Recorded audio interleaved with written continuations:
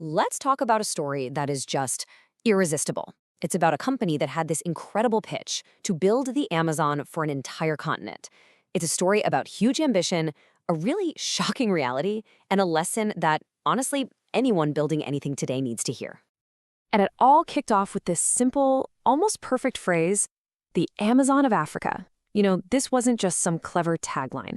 This was the story. This was the vision that pulled in massive investment, the best talent, and got the whole world watching. On paper, it seemed like it just could not fail. And for a while there, it looked like the vision was becoming reality. I mean, just look at this. They launched in 2012, and then for the next 6 years, they expand at this absolutely blistering pace across the continent. And then comes the big one. 2019, they're ringing the opening bell at the New York Stock Exchange.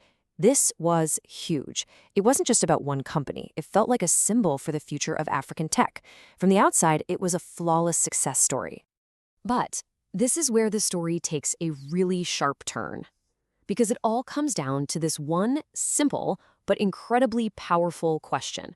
What actually happens when you take a clean, perfect, global blueprint and just drop it onto the messy, complicated reality of a local market? Everything hinges on the answer to that. So to really get what happened here, you have to think about it through this lens, the air game versus the ground game. And the big idea is right there on the screen. It's so important. You can copy-paste a business model, but you can never, ever copy-paste the context that it has to live in. Right, so what does that actually mean? Well, think of any internet company as having two halves. You've got the air game, that's all the polished stuff you see, the slick website, the powerful brand story, the money from investors. And Jumia's air game, it was world-class. But then there's the ground game. And that's the messy, physical, real-world stuff. It's logistics, it's building trust person to person, it's dealing with local culture and regulations, and it's making the math, the unit economics, actually work. And that's where things started to get really, really difficult.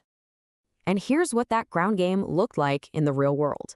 You've got delivery vans stranded on roads that aren't on any map.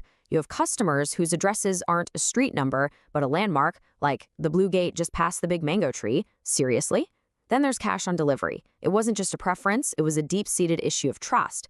But for Jumia, it was an operational nightmare of costs and returns that just spiraled, eventually leading them to shut down in several markets. And the price tag for that mismatch between the air game and the ground game? Well, here it is.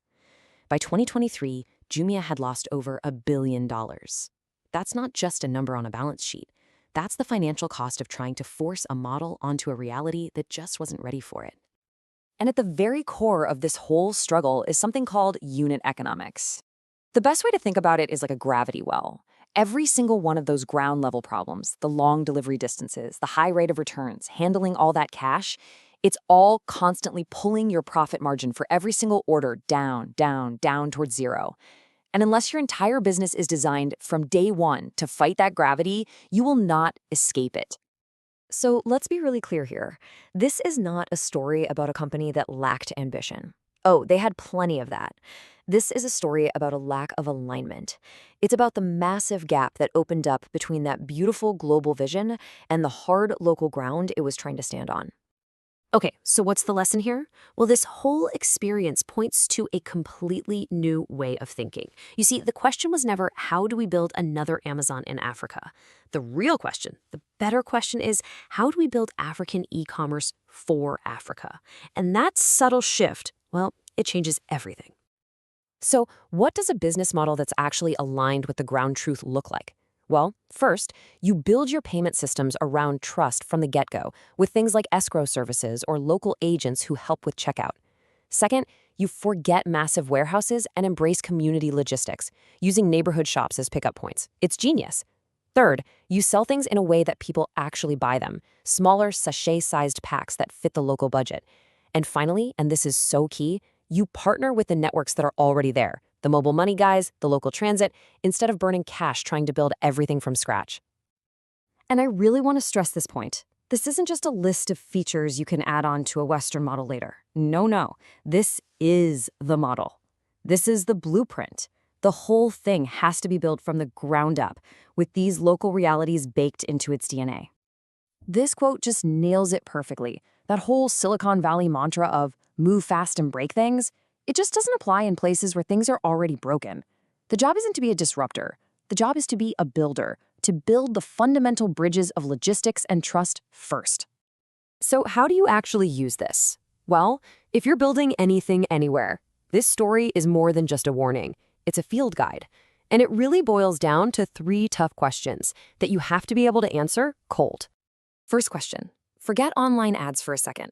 How do people hear about you offline, in their communities? And more importantly, who is that trusted person that tells them, yeah, this service, it's safe, you can rely on it? If you can't answer that, you have a trust problem. Question 2, let's get real about the numbers. What is your actual true cost to deliver an order after you factor in all the returns? That number, the one that accounts for the messy reality, that tells the real story of whether your business is healthy or not. And finally, this is the big one. This is the ultimate test. What feature, what process, what part of your business have you built that is so uniquely tailored to your market that it would actually look weird or inefficient anywhere else? That's the sign that you're truly innovating, not just imitating.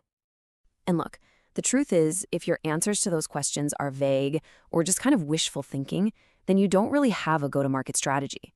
What you have is a hope-to-market strategy, and hope, I can promise you, is not enough to win the ground game. So when you boil this entire story down, what's the one big takeaway?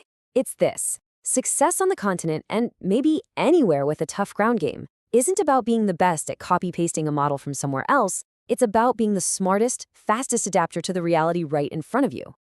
Which leaves us with this final idea. That huge, world-changing ambition, yes, absolutely copy that. Dream as big as you can. But the blueprint, the architecture, the fundamental way you build your business, that you have to rewrite. You have to design it from scratch for the ground you're